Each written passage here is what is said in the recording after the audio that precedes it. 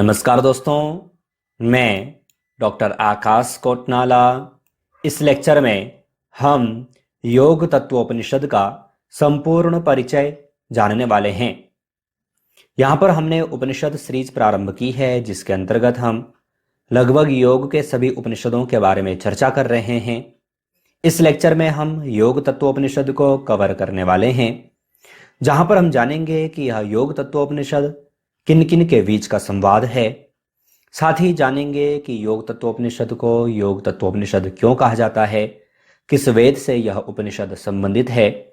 साथ ही यह भी जानेंगे कि योग के किसी भी एग्जाम में योग तत्वोपनिषद से संबंधित किस प्रकार से प्रश्न पूछे जाते हैं। इन सभी विषयों के ऊपर हम यहाँ पर चर्चा करें तो ध्यान दीजिएगा, जब हम वेदों की चर्चा करें कि किस वेद से संबंधित यह उपनिषद है, तो हमें ध्यानपूर्वक समझना है कि कृष्ण यजुर्वेदीय परंपरा से संबंधित योग तत्वोपनिषद है। जब हम मुख्य उपनिषदों की चर्चा करते हैं तो कृष्ण यजुर्वेद के अंतर्गत हमें कठोपनिषद है या फिर तैत्तिरीयोपनिषद है, यह भी हमें कृष्ण यजुर्वेद के अंतर्गत पढ़ने को मिलते हैं। अब हम थोड़ा आगे बढ़ें तो हमें ध्यानपूर्वक समझना है कि यह जो योग तत्वोपनिषद है, इस उपनिषद में हमें 142 अर्थात 142 मंत्र प्राप्त होते हैं। जैसे अन्य कुछ उपनिषदों में हमें खंड या फिर अध्याय या फिर वल्लियां आदि आदि पढ़ने को मिलते हैं। यहाँ पर इस प्रकार से कुछ भी नहीं है, सीधे यहाँ पर हमें मंत्र प्राप्त होते हैं जिनकी संख्या 142 है। इन मंत्रों को जब हम पढ़ते हैं, यानी कि जब हम इस उपनिषद को पढ़ते हैं, तो इस उपनिषद को पढ़ने से हमें यही समझ में आता है कि यहाँ पर भगवान विष्णु पितामह ब्रह्मा को योग के विषयों के ऊपर दृष्टांत दे रहे हैं, अर्थात योग के विषयों को यहाँ पर समझा रहे हैं। तो जब हम प्रारंभ करते हैं उपनिषद को, तो वहीं पर हमें समझ में आता है, वहां पर हमें पढ़ने को मिलता है। तो योग के जितने भी गूढ़ तत्व हैं, योग के विषय में जो चर्चा की गई है, यह पितामह ब्रह्मा को भगवान विष्णु के द्वारा समझाया गया है, अर्थात उपदेश दिया गया है। इसलिए आप देखेंगे कहा है कि जिनमें कि भगवान विष्णु द्वारा पितामह ब्रह्मा के लिए योग विषयक गूढ़ तत्वों के निरूपण के साथ इस योग तत्वोपनिषद का शुभारंभ हुआ है। तो इस प्रकार से हमें योग तत्वोपनिषद के बारे में यहाँ पर जानना है। आगे जब हम इसका परिचय और थोड़ा हम डिटेल में पढ़ें तो हमें ध्यानपूर्वक समझना है कि उपनिषद के अंतर्गत हमें योग के 4 भेद अर्थात 4 प्रकार यहाँ पर पढ़ने को मिलते हैं। यहाँ पर योग के 4 भेद बताए गए हैं। प्रथम है मंत्र योग, दूसरा है लय योग, तीसरा है हठ योग और चौथा है राजयोग। अब ध्यान दीजिएगा, इन चारों को यहाँ पर डिटेल में यहाँ पर समझाया गया है। जब हम मंत्र योग पढ़ते हैं तो जैसे हमने अन्य ग्रंथों के अनुसार या फिर शास्त्रोक्त तरीके से जब हमने मंत्र योग पढ़ा है, तो उस प्रकार से यहाँ पर वर्णन नहीं है। वरन यहाँ पर कहा कि मातृका आदि से युक्त होकर के 12 वर्ष तक किसी भी मंत्र का जप करना, यह मंत्र योग है। दूसरा, जब हम लय योग के बारे में पढ़ते हैं तो लय योग यहाँ पर इन्होंने कहा है कि चित्त का लय हो जाना। जब हम यह मंत्र जप करें तो तत्पश्चात हमारा जो चित्त है यह लय हो जाए, तो वही यहाँ पर इन्होंने लय योग कहा है। जब हम हठ योग पढ़ते हैं तो ध्यान दीजिएगा, हठ योग के अंतर्गत यहाँ पर अष्टांग योग की चर्चा की गई है। अब अष्टांग योग जो कि महर्षि पतंजलि का है, जिसके अंतर्गत हमें योग के 8 अंग पढ़ने को मिलते हैं, जो कि है यम, नियम, आसन, प्राणायाम, प्रत्याहार, धारणा, ध्यान, समाधि। तो इन अष्टांग योग की जो चर्चा की गई है वह यहाँ पर हठ योग के अंतर्गत की गई है।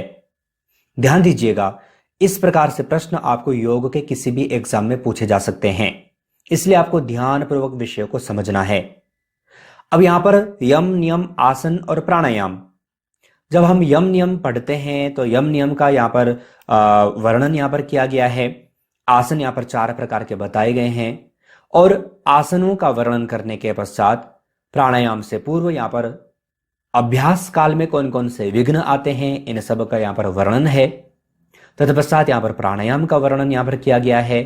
आहार एवं दिनचर्या की यहाँ पर चर्चा की गई है। योगी का आहार कैसा होना चाहिए, उसकी दिनचर्या कैसी होनी चाहिए, ये सब हमें यहाँ पर वर्णन प्राप्त होता है। साथ ही यहाँ पर यह भी चर्चा की गई है कि योग सिद्धि के लक्षण कौन कौन से हैं। जब कोई साधक साधना करता है तो उसे कौन कौन से लक्षण उसे दिखाई देते हैं, इन सब का यहाँ पर वर्णन है।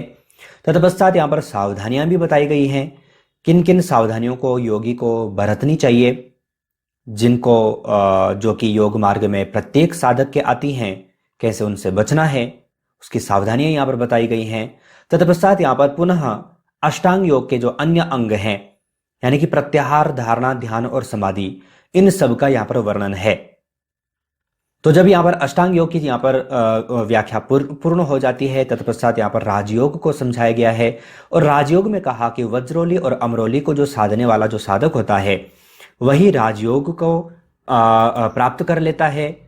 तो इस प्रकार से यहाँ पर जो योग के जो 4 भेद हैं, जिनको कि हम प्रकार भी मान सकते हैं, इनका यहाँ पर वर्णन किया गया है। आगे कहा जैसे कि यहाँ पर कहा भी है कि हठ योग के अंतर्गत अष्टांग योग की यहाँ पर चर्चा की गई है। तो ये सारे विषय मैंने यहाँ पर आपको समझा दिए हैं, आशा है आप समझ चुके होंगे। आगे यहाँ पर हम योग तत्वोपनिषद का नामकरण यहाँ पर देखें। इस उपनिषद को हम योग तत्वोपनिषद क्यों कह रहे हैं? तो जैसे कि अभी हमने कहा भी कि यहाँ पर भगवान विष्णु द्वारा पितामह ब्रह्मा को योग के गूढ़ तत्वों का यहाँ पर वर्णन किया गया है, तो इसीलिए इस उपनिषद को योग तत्वोपनिषद कहा गया। आप देखेंगे कहा कि योग के गूढ़ तत्वों का वर्णन प्राप्त होने के कारण इस उपनिषद को योग तत्वोपनिषद या फिर योग तत्वोपनिषद के नाम से जाना जाता है। अब यहां पर हम परिचय जान चुके हैं, नामकरण यहां पर जान चुके हैं, प्रतिपाद्य विषयों की यहां पर चर्चा करें। कौन कौन से विषय हैं जो कि आपको योग के किसी भी एग्जाम में पूछे जाते हैं, अर्थात इस उपनिषद से संबंधित जो मुख्य विषय हैं वह कौन कौन से हैं, इन्हें भी हम यहां पर देख लेते हैं। तो जैसे कि मैंने यहां पर आपको कहा कि मंत्र योग का यहां पर वर्णन है, लय योग का वर्णन है, हठ का वर्णन है, राजयोग का वर्णन है। तत्पश्चात योग की अवस्थाओं की यहां पर चर्चा की गई है।